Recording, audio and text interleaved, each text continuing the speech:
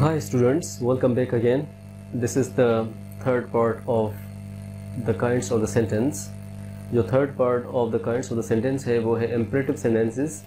Imperative sentences हम कैसे इस्तेमाल करते हैं, उसके अंदर हम कौन कौन से word order इस्तेमाल करते हैं, आइए हम देखते हैं इस लेक्चर के अंदर. So look at the board. Let's get started. Globalized English Crash Course.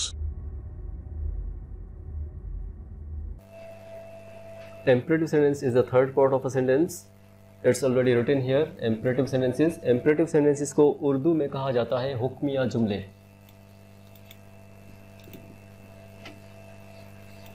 हुक्मिया जुमले जिसके अंदर हम किसी को हुक्म देते हों.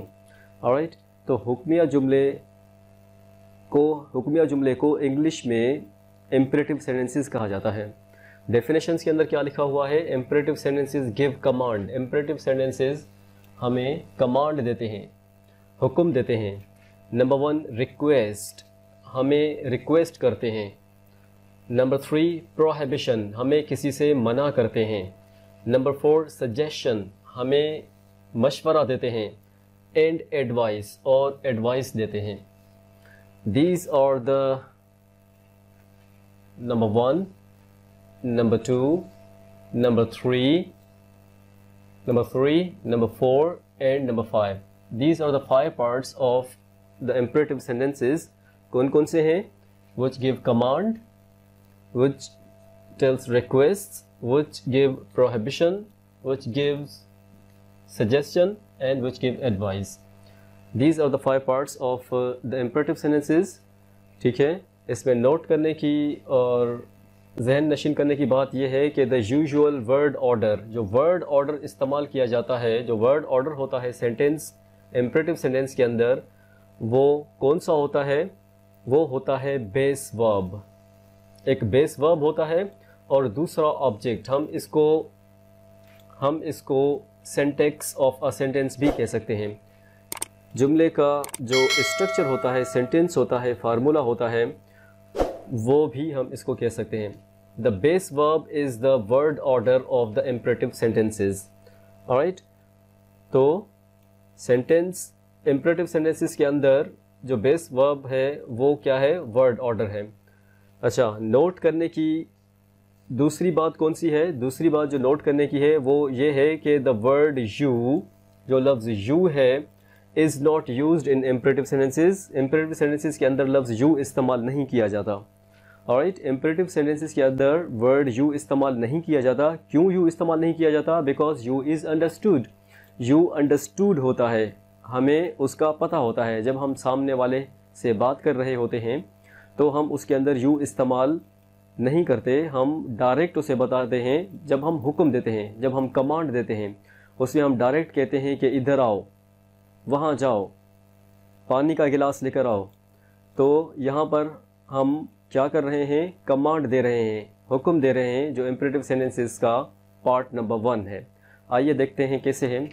ठीक है, तो the word you is not used in imperative sentences because it is understood. क्योंकि ये अंडरस्टूड है.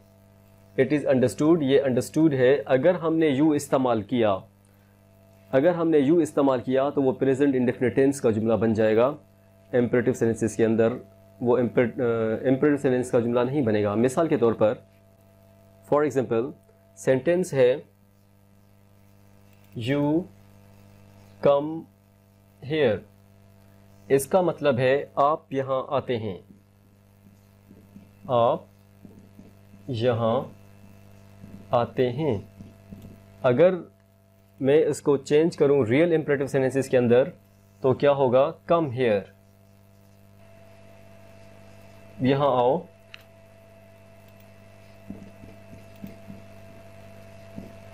इस सेंटेंस के अंदर, दोनों सेंटेंसेस के अंदर डिफरेंस क्या है? ठीक है, दोनों सेंटेंसेस के अंदर डिफरेंस क्या है? कौन सी चीज़ मुख्तलिफ है दोनों सेंटेंसेस के अंदर? एक है यू कम हेयर, दूसरा है come here. You come here, आप यहाँ आते हैं, और कम हेयर मीन्स यहाँ आओ. कमांड है, एक हुक्म है दूसरे सेंटेंसेस के अंदर. दूसरे सेंटेंस के अंदर क्या है? कमांड है. और फर्स्ट सेंटेंस जो है वो सिंपल स्टेटमेंट है, कोई कमांड नहीं है. ऑलराइट, तो इम्पेरेटिव सेंटेंसेस जो कमांड वाला होता है उसके अंदर हम सिर्फ कमांड देते हैं। जैसे फॉर एग्जांपल, मिसाल के तौर पर,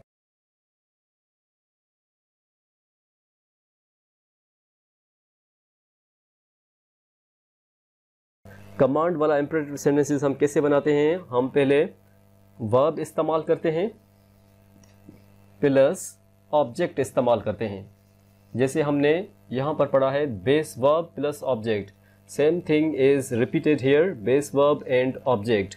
ऑलराइट, बेस वर्ब और ऑब्जेक्ट इस्तेमाल किया जाता है। जैसे come here, already we have used here, come here in example. Alright, जैसे go there, come here, इधर आओ, go there, वहाँ जाओ, sit down, बैठ जाओ,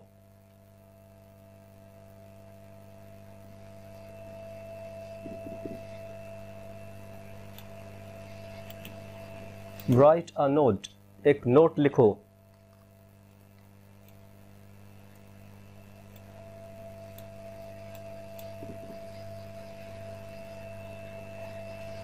shut your 32, अपनी बत्ती सी बंद करो।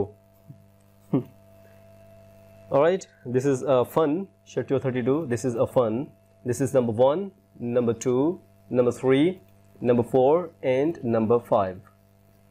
Alright, these are called the imperative sentence of the positive part. इसका नेगेटिव पार्ट कैसे बनेगा? इसका नेगेटिव जो पार्ट है वो भी हम बना सकते हैं। इसके नेगेटिव सेंटेंसेस बनाने के लिए हमें सबसे पहले क्या इस्तेमाल करना पड़ेगा?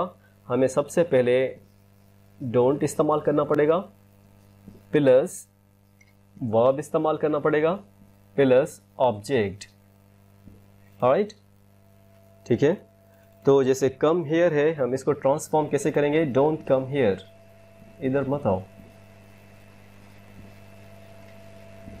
ऑलराइट, जैसे गो देयर, तो हम यहाँ पर कैसे इस्तेमाल करेंगे?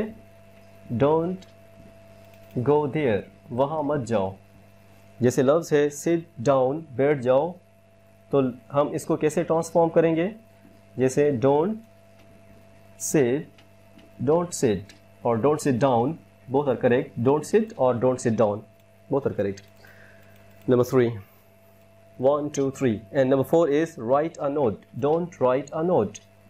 Don't write a note. Alright, this is the third part of the sentence. और imperative sentences के हमने जो parts पढ़े थे 5, उनमें से जो command देता है वो number 1 command वाले sentences हैं। अब हम देखेंगे कि request देने वाले sentences कौन से हैं। ठीक है, आइए देखते हैं कि रिक्वेस्ट कौन से सेंटेंसेस करते हैं।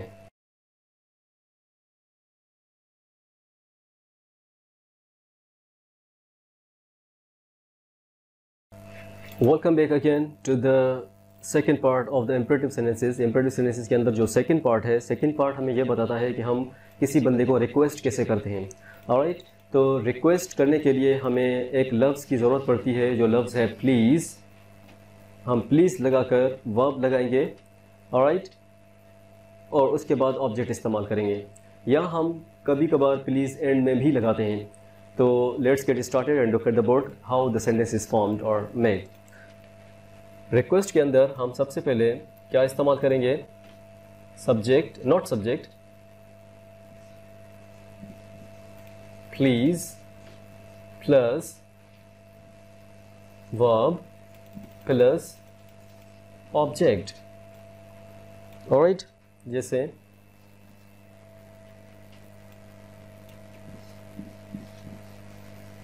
Please prepare well for the exam, मेहरबानी करके इम्तिहान के लिए अच्छी तैयारी करो। मेहरबानी करके इम्तिहान के लिए अच्छी तैयारी करो। जैसे नंबर 2, एग्जाम्पल नंबर 2 है, मिसाल के तौर पर एग्जाम्पल नंबर 2 है, वो कौन सा है? Read this letter to me please. Sentence number 3 है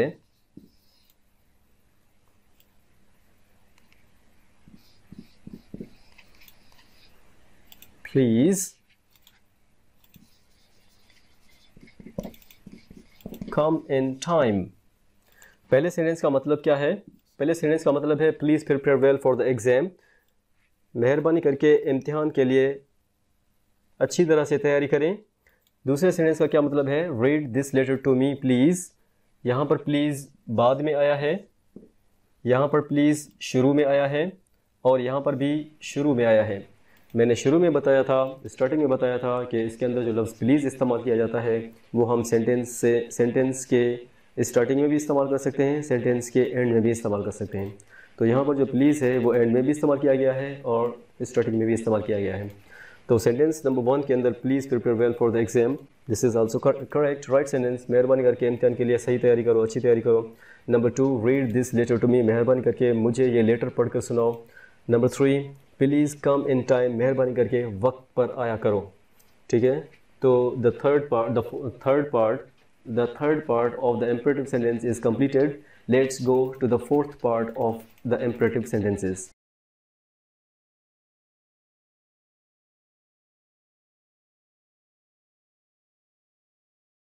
Welcome back again to the fourth part of the sentence of the imperative sentence, that is prohibition. Means मना करना। किसी को जब हम मना करते हैं तो वहाँ पर हम नेगेशन वाला लफ्ज़ इस्तेमाल करते हैं। तो वो कैसे बनाया जाता है आइए हम देखते हैं। Let's go and look at the board and let's get started. हम इसके अंदर सबसे पहले क्या इस्तेमाल करते हैं? हम पहले इस्तेमाल करते हैं don't plus verb plus object.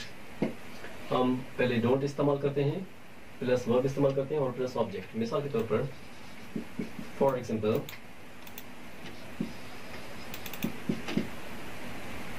Don't laugh at him, इसके ऊपर मत हंसो। Number 2,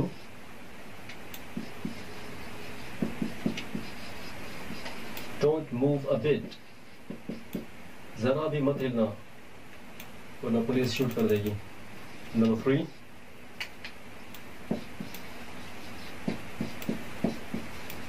don't try to be smart, ज़्यादा चालाक बनने की कोशिश मत करो। These are the few examples. I've written 3 examples. You can make of your own many examples of this sentence. ठीक है, आप इस सेंटेंस के पार्ट के बहुत सारे सेंटेंस अपनी तरफ से बनाएं और कमेंट सेक्शन के अंदर लिखें नीचे।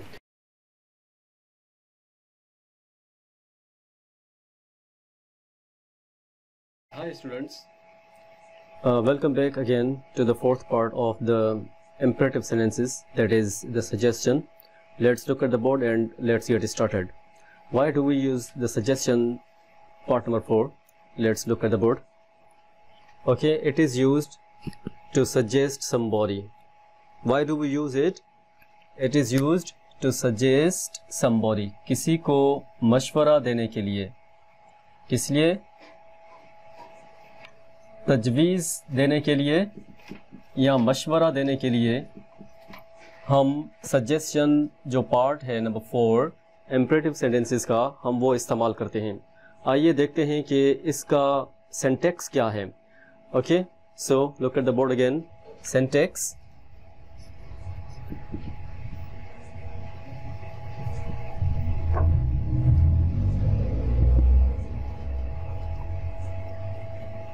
सिंटैक्स के अंदर सबसे पहले हम लेट्स इस्तेमाल करते हैं। Let's plus verb plus object. Alright, let's plus verb plus object, ये 3 चीज़ें इस्तेमाल होती हैं। इससे ज़्यादा भी सेंटेंस बन सकता है लेकिन वो हम बाद में प्रैक्टिस करेंगे। Okay, alright. मिसाल के तौर पर नंबर 1, एग्जाम्पल नंबर 1, मिसाल के तौर पर लेट्स टेक टी, आओ चाय पीते हैं। Number 2, example number 2,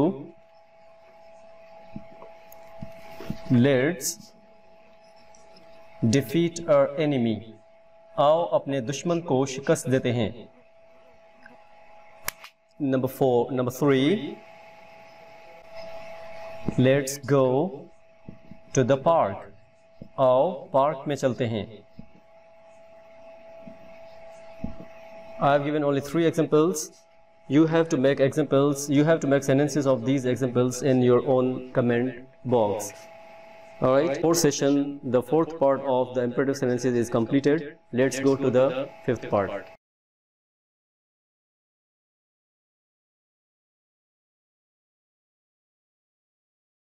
Number 5 part of the imperative sentence is the advice. This one, advice. हम एडवाइस के अंदर क्या करते हैं, हम किसी बंदे को एडवाइस जब नसीहत करते हैं तो हम ये सेंटेंसेस इस्तेमाल करते हैं। मिसाल के तौर पर, be wise and go to school in time, अक्लमंद बनो और स्कूल वक्त पर जाया करो। Be wise and go to school in time, अक्लमंद बनो और स्कूल वक्त पर जाया करो। Number 2, my friend, be noble and work hard, मेरे दोस्त मेहनत करो, मेरे दोस्त शरीफ बनो और मेहनत करो, बदमाश मत बनो। This is also advice, ये भी एक नसीहत के दायरे में बात आती है। Number 3, be sagacious and try to understand me, सियाने बनो और मुझे समझने की कोशिश करो। These are the examples of the advice, जिसके अंदर हम किसी को एडवाइस करते हैं तो हम ये सेंटेंसेस मोस्टली इस्तेमाल करते हैं इम्परेटिव सेंटेंसेस के अंदर। तो इम्परेटिव सेंटेंस हमारा यहाँ पर ख़त्म हुआ। आपको अगर इम्परेटिव सेंटेंसेस के अंदर और ज़्यादा मालूमात है तो आप शेयर करें, कमेंट के अंदर हमें बताएं, और अगर कोई क्वेश्चन पूछना है इम्परेटिव सेंटेंसेस के अंदर तो वो भी आप हमें कमेंट के अंदर बताएं। See you in the next part of the sentence.